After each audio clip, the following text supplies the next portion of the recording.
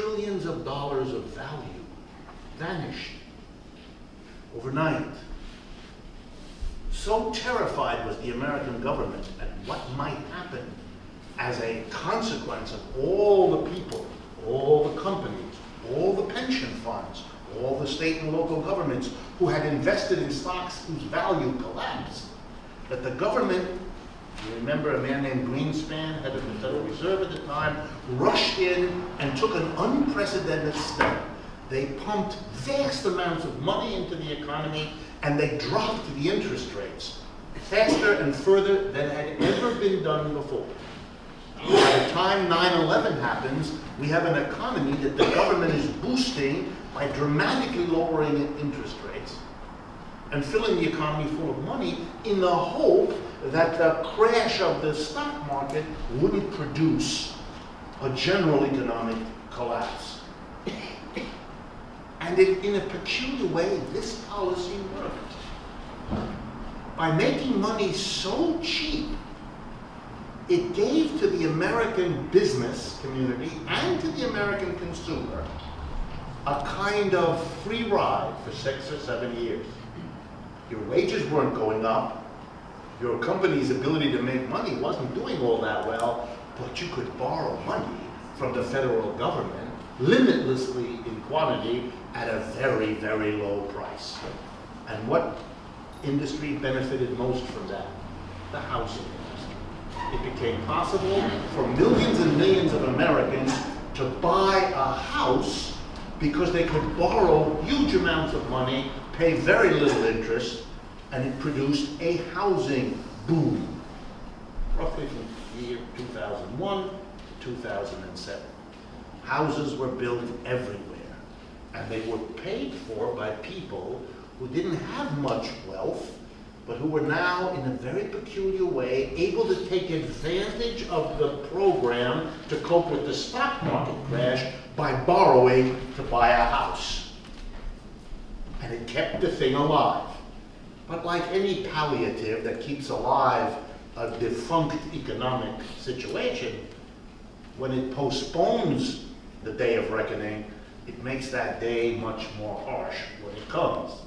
So what we had was a bubble exploding in the stock market, but we rescued the economy by producing another bubble in the real estate market. But when the real estate market bubble burst, 2007, there was nothing left to make another bubble with. And then we had what we had. So we have a situation in which this crisis is peculiarly a crisis that begins and sweeps across the housing industry, real estate, which is why every major neighborhood in New York City has empty stores that you see sitting there for long periods of time.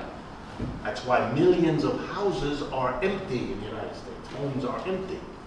We have that wonderful capitalist efficiency in which we have people without homes side by side with homes without people, and we can't, as an economic system, put these two things together. We have a foreclosure crisis. A foreclosure crisis, just to make sure you all understand, is when a person who has bought a home by borrowing money from a bank or from a lender is unable to make the monthly payments to repay the lender for the loan that allowed you to get into the house. And basically what the lender eventually does, if you don't pay, is the lender goes to court to initiate a legal procedure. That's what's called a foreclosure, in which basically the lender asks the judicial system, the court, to either force you to make the payments you owe on the money you borrowed, or else to throw you out of the building or the apartment or the house. When you are thrown out, the lender, the bank, takes the property, repossesses the house or the apartment, sells it to recover the loan, uses the proceeds from selling your house, you've been thrown out of the house. By the way, being thrown out of the house, for those of you not familiar with it, I mean that literally. The sheriff, a very obscure position in our culture, we have sheriffs. They are the ones who actually come and give you a piece of paper and tell you you have a few weeks to get out, and if you don't get out by those weeks, the same sheriff comes back with several large persons carrying sticks to persuade you quickly to leave, or else they will hit you with the sticks and they take your stuff out of the apartment, put it on the street, give you immediately a ticket because you're not allowed to have stuff on the street, and you now have to remove yourself and the stuff, or else you'll be arrested. But it's a very literal kind of process. Happening now to millions of people. The current rate of foreclosure documentation in our courts is running about 200 to 225,000 new foreclosure procedures per month in the United States. That's been going on for a long time. So, and there's no end in sight. The United States government, Obama, has tried at least 4 programs that I know of to try to ameliorate this situation, to reduce it, to lessen it. They haven't worked, mostly because they have to get the cooperation of the private lenders, and the private lenders don't want to cooperate. They want to recoup their money.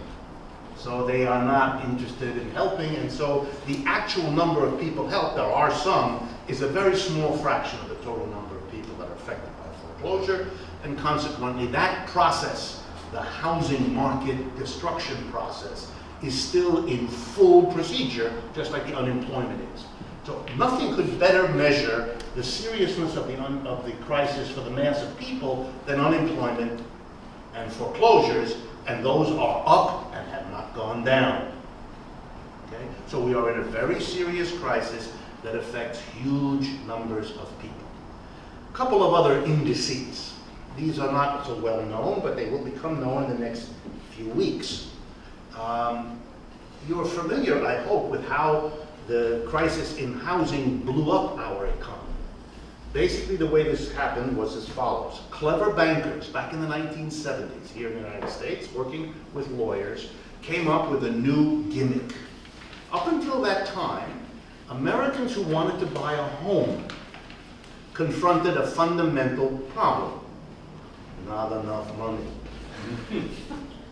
Well, it's very important you know this. The relationship between American working people and the incomes they could earn and the price of a home meant you couldn't buy one with what you earned. Nor could you go to a bank.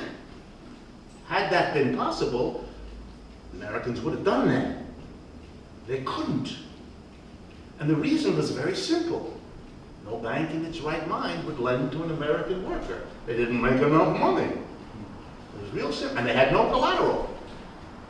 What are you going to give? An American worker who lives in an apartment, a tenement, renting, has nothing to give a bank as the collateral for a loan. So Americans were not able, in fact, to live in their own homes.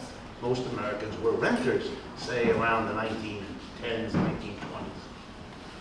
It was in the depths of the Great Depression that it became clear that one of the ways Roosevelt could get us out of a depressed economy was by creating suddenly a vast market for something that could be produced and could put people to work. And at that point was born the following idea. We could have Americans given the idea that they could own their own homes, what came to be known as the American dream. And the way it would become possible would be for the government to do something that had not been done before. And basically what the government did was to say to the private lenders of America, the banks, if you lend to a person to buy a home, you can either do one of two things. You can come to the government, and for a very small amount of money, we will basically insure that loan. So the government said, if Mr. and Mrs. Smith borrow money from you for a home, and they can't pay it back, we, the government, will pay it back. It removes from the bank the risk. They don't need the collateral from each of you because the government is basically substituted itself.